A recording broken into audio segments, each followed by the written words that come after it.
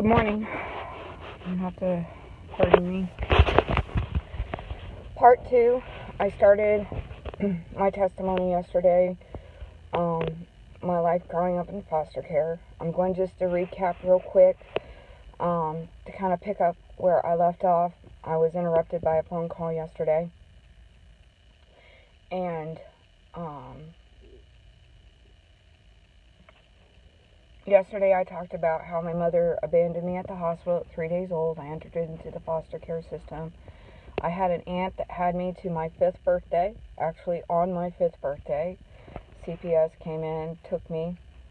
I found out years later as an adult, my mother was paid $1,000 to completely sign me over to the state, which took me away from my first aunt and put me in with a second aunt that also had other foster children in her home.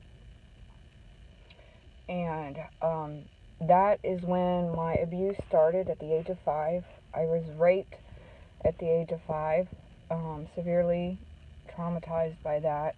I had to deal with severe abuse, beatings, starvings. The more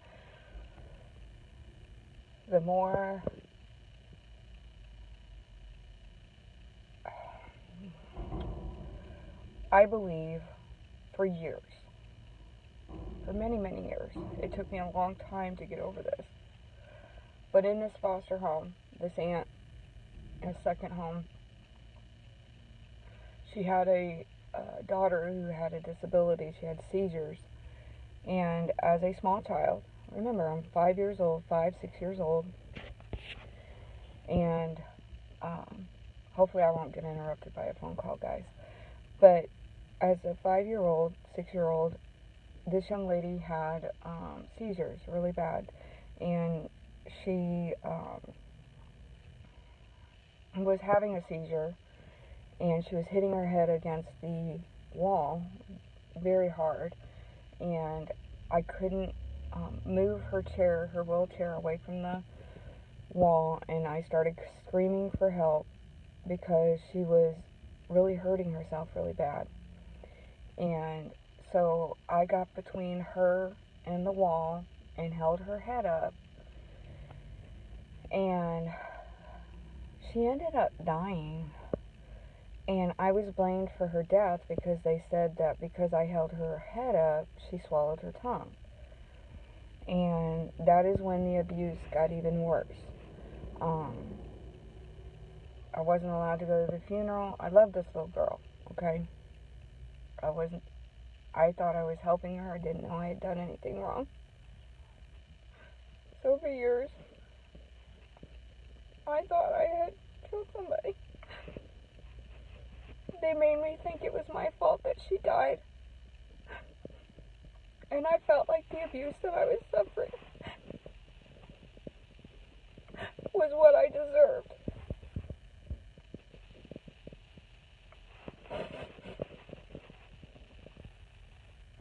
Did I kill that little girl? No, I did not. She died because she had complications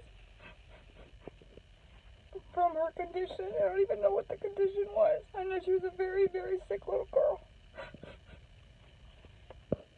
But that's when the abuse got very sadistic. The eat your shit treatment, the beatings, the being tied down in the basement for days, being starved, having to shit and pee on myself for days, being tied to the basement, butt naked, in the dark. I was terrified of the dark. But this kind of treatment, I felt like it was my fault as a small child.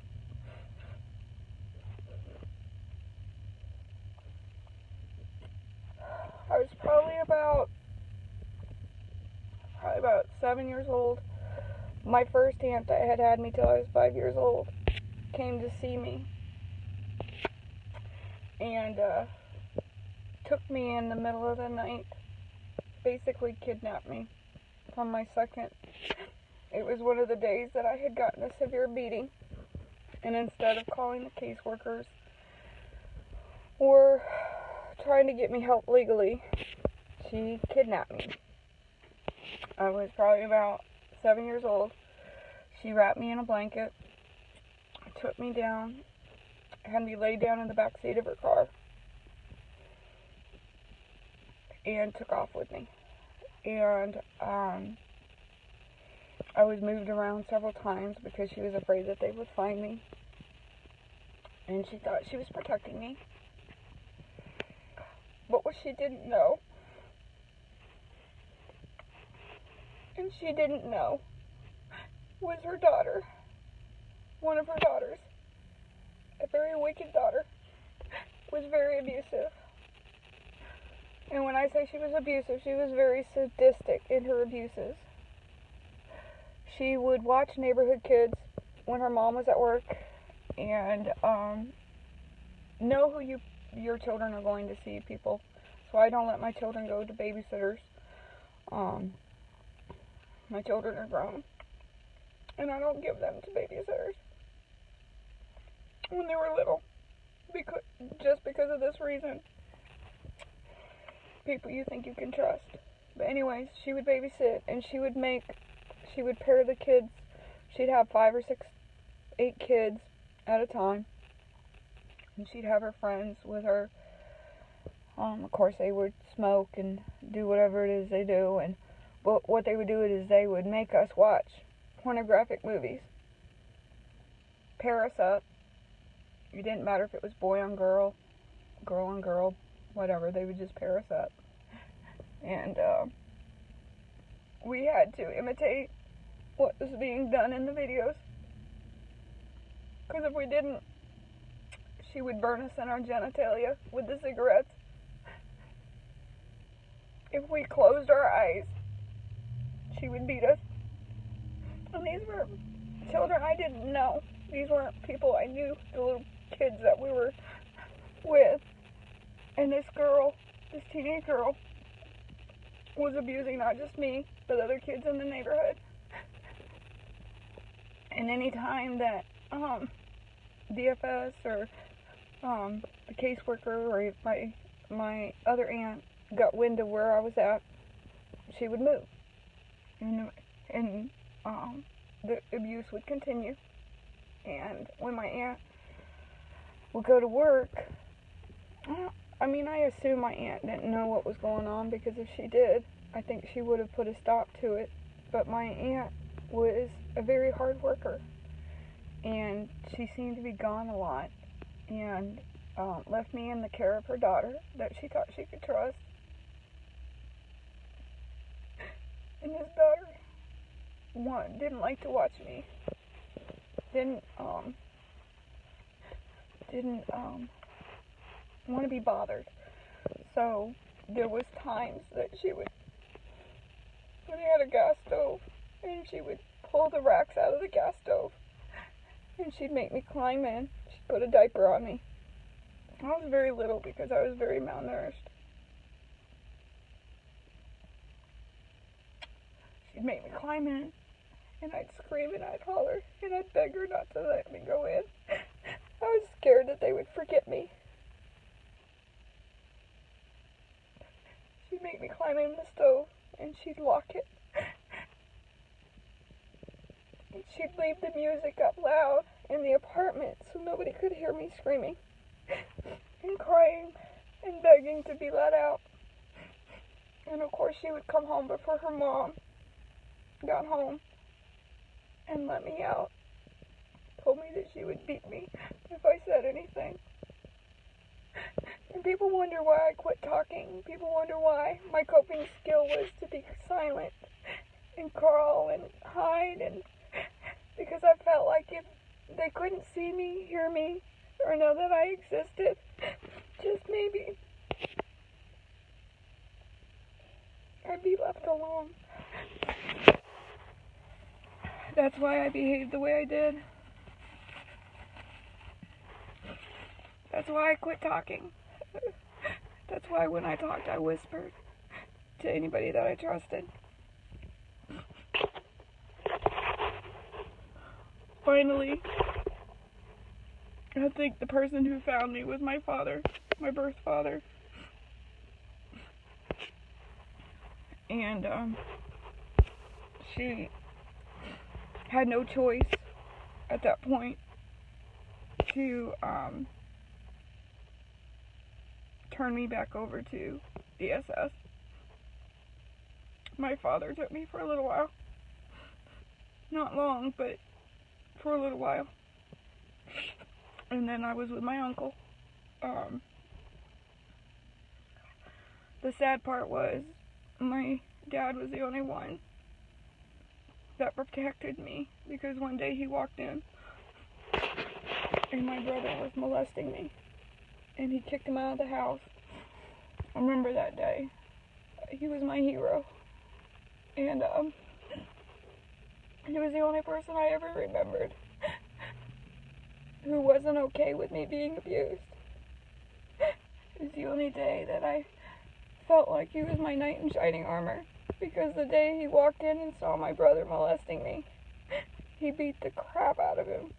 Not that I'm an advocate of beating people, but it felt good to know that somebody cared enough to say that that wasn't okay to hurt me. And so that day I remember he was my knight in shining armor that day. And but anyways, I got taken away from my dad and put back into my second foster home. I kept getting moved around, and I got put back into that foster home. Meanwhile, I'd been separated from my brother, who was still in that particular foster home, and the abuse was still just as bad. This is sadistic. This woman, I'm telling you, I know this is terrible to say, but I'm glad that she's not on this earth and that she died, because the pain and the agony that she caused children, and I know it wasn't just me that she abused. I know she had other foster kids that she abused. And I know that's terrible to say, but she's gonna be punished. And I know this. I know that God says that you're better off with a milestone around your neck and tossed in the deepest sea for hurting one of his own. And I know that no matter what, in all of this, I still was able to go to church, except when I was moved around. And I know the one thing I do know is that even though I suffered and I struggled, I really did, I struggled. I didn't know how to express myself. I didn't know how to talk. They would send me to psychiatrists because they were required to take me as a foster child to psychiatry and stuff like that. And of course they'd have me draw all these stupid pictures. Even when my pictures even displayed, because I'm a counselor now, and I know a lot about all this. Even when I was reaching out for help, nobody would help me.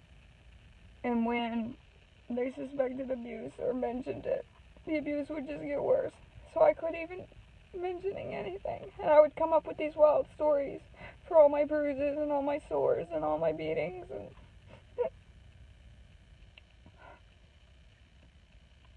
no child should have to learn to lie to cover up sin. But I knew if I actually told the truth of how I got certain bruises or how I got certain sores on my body or puncture wounds or whatnot, the abuse would be worse. I'm sorry, I was going to try to not cry today. It's very difficult to talk about.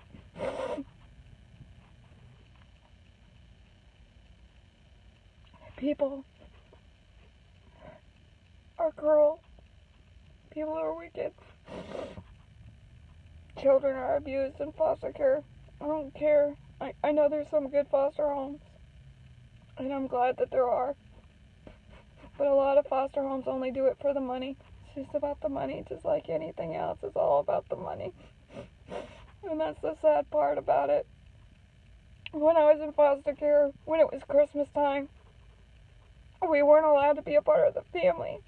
We had to sit in the hallway and watch them have their Christmases and be not a part of it. If I ever was a foster parent, I can tell you this right now. Don't isolate them. Don't tell them they're not wanted. Don't tell them they're not part of the family. Because that's very traumatizing to a child to feel like they're not wanted.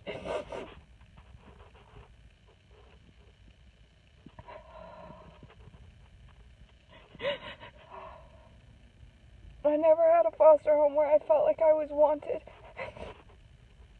I felt like it was only to hurt me, to beat me. Because of all of this and the way I behaved.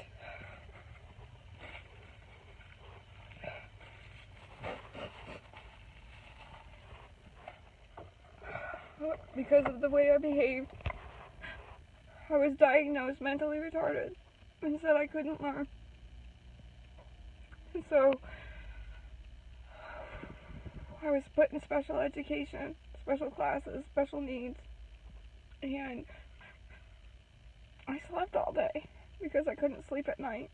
If a child is sleeping all day because they're not sleeping at night, then something's wrong. People, when you live and breathe abuse as long as I have, I know it. I can look at a child and know what they're suffering because I see the eyes, I see the body language. That's why I'm good at what I do. I can look at a child I spent years with the treatment and the signs, the warning signs. And I'm telling you, we need more people like me working the system, because when you know and you live and breathe it as long as we have, we know it. And I see these children in foster care in these group homes. You know why I shut down those 5 foster homes? Those children didn't have to tell me anything. When I walked in and I knew it. I sensed it. I saw the foster home. I saw the different signs. I asked certain questions and I knew I had to protect that child. I wasn't out to get and tear foster homes down. But I'm telling you, I'm not going to stand by and allow children to be abused if I can help it. Take my contracts, make me not be able to work. I'm sorry,